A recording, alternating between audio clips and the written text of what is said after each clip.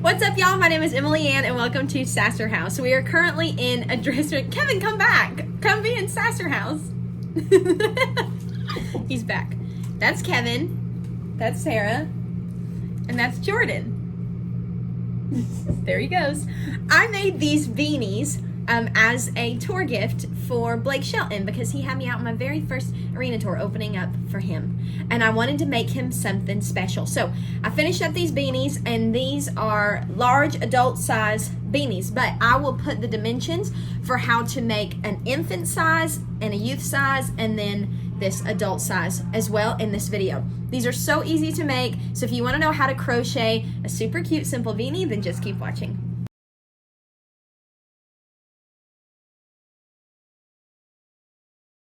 Now in this video, I'm going to show you how to make a large adult-sized beanie. I will put a slide up with the measurements and dimensions you would need to do a baby, like a newborn baby size, a youth size, and then this large adult size as well. I'm using a size 5mm crochet hook and a size 4 weight yarn. First thing you want to do is make a slip knot. All you have to do to make a slip knot is cross the yarn over itself, just like that. Reach your fingers through and pull up a loop, and that creates a slip knot. See, it slips right out. So cross the yarn over itself and pull a loop through. Once you have your loop, you're going to insert your hook onto your loop and pull that yarn around your hook. Now we need to make a chain of 49. Your chain either needs to be 49, or if the yarn that you are using is not the same size as the yarn I am using, you need to make sure that it measures 12 inches long. All we're doing here to make our chain is putting the yarn over the hook and pulling through. Putting the yarn over the hook and pulling through. If you're a beginner watching this and you have never crocheted before, I have a beginner crochet tutorial that will talk you through how to do basic stitches like make chains, work single crochets, half double crochets, double crochets, and all that good stuff. And I'll put a link for that video up on the corner of the screen in case you want to stop and go learn the basics of crochet and then come back to this beanie tutorial. So we have our chain of 49 right here. I'm going to just measure that, and that is right at exactly 1 foot, 12 inches. So once you have your chain done, you're gonna want to start your first row. If you've watched any of my other tutorials, you know that I like working not into the front of each of these chains, but into these back bumps on the back side. It just gives such a neater edge. When you think about your project being done, this is such a neater finished look in comparison to that. So we're going to just turn our work to where all of these back bumps are facing upwards. And just so that you can see where each bump is, right here is the first one from the hook. Right here is the second one from the hook, and right here is the third one from the hook. This project works half double crochets. That's the only stitch you need to know how to do. And all you have to do to work a half double crochet is put the yarn around your hook. You're gonna work into the third chain from your hook, and these 2 chains will be your turning chain to give you nice straight edges. So working into that back bump, the third chain from the hook, insert your hook into that back bump, pull up a loop. Now you have 3 loops on your hook, yarn over and pull through all 3. And that is how you work a half double crochet. So to continue that, we'll put the yarn over the hook and working directly into the next back bump, pull up a loop, yarn over, pull through all 3. We are going to work half double crochets all the way down our chain. And since we skipped 2 of our chains at the beginning, that takes 2 off of our total chain of 49, which takes us down to 47 stitches total. So just continue working half double crochets in each back bump until you get to the end of your chain, and I will meet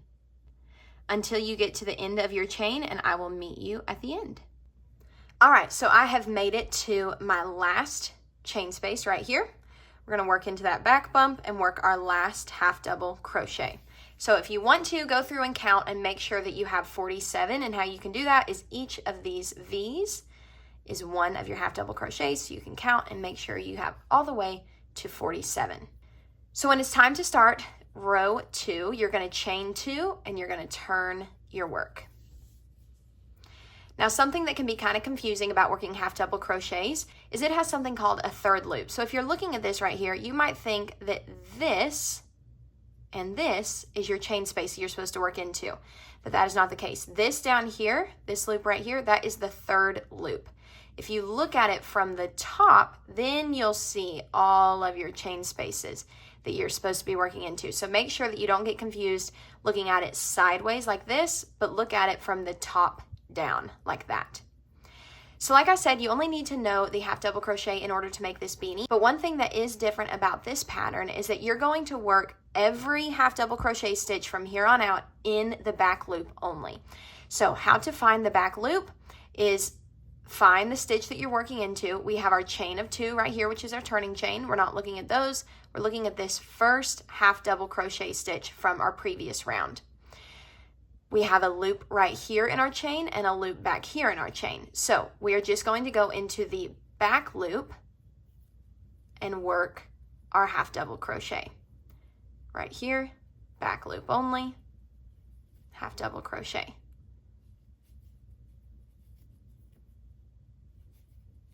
And that is all you need to know to make this beanie. So just remember to work in the back loop only. And doing this, you see that it kind of makes this jut out down here. And that is what gives us these nice ridges in our pattern. It gives this braided look.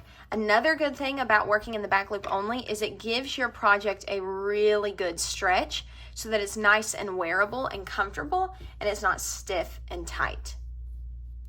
So just continue working half double crochets all the way down this row. When you make it to the end, you'll chain 2, turn your work, and you'll continue working half double crochets down the next row. And just so you know how these turn into beanies in the end, you're gonna work this up and it's just gonna look like a long, almost dish towel. And then we're going to fold it in half. We're gonna sew the 2 ends together and then we'll close it up at the top. So it will become a beanie, but as you're working it, you'll feel like you're making a long dish rag.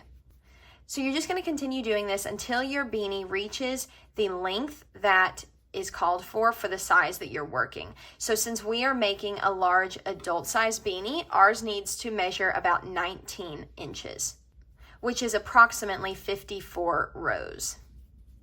And just in case you're a beginner, I want to show you something that usually trips people up. I know it tripped me up so much when I first started out, and that is determining what your last stitch is in comparison to your turning chain. So right here, I have 2 stitches left, and that may be very plain and easy to see, but we also have our turning chain over here to the side. Sometimes we can think that this right here is our last stitch. Sometimes we can stop right here. If our tension's really tight, this could be kind of folded inwards, and then we might miss a stitch at the end, which would make our project start to go like this instead of just having nice straight edges. So I wanted to work the last 2 stitches with you so that you could see that last space that I'm working into. Another way to make sure that you're not missing a stitch is when you get done with a row, go back through and count. And if you don't have 47, if you have more or if you have less, go ahead and pull it out. That's the good thing about crochet. You can pull it right out and you can start back again. And you don't have to pull it out all the way. You can literally just pull it out to where you see that you missed a stitch or added a stitch and then go back and do it correctly. So when you come to the end of your second row, just like we did before, we're going to chain 2 and turn our work. And we're going to work the same exact half double crochet in the back loop only all the way down this row. And we'll just continue that until our project measures 19 inches. I'm going to be working on this over the next couple of days, and I'll meet you back when we've worked up all of our rows. I'm going to show you how to tie off the end of your work. So pretend you just worked your last half double crochet. You're going to put the yarn over the hook and pull through. And you want to leave yourself a pretty decent sized chain because we're going to use this to sew our project together as well as bring it all together at the top to form the beanie. So I just pulled quite a bit of that yarn through, and just so you know, this is how much yarn I have left. So you can make one beanie with one ball of yarn, which is really nice because You're not having to buy all kinds of yarn. So once you have got your yarn cut, you're just gonna pull it through that little loop that you made and pull it tight to secure it in a little knot. And you are ready to sew your project together. So what we're gonna do here is we're gonna fold this in half, and we are going to put our yarn through our yarn needle.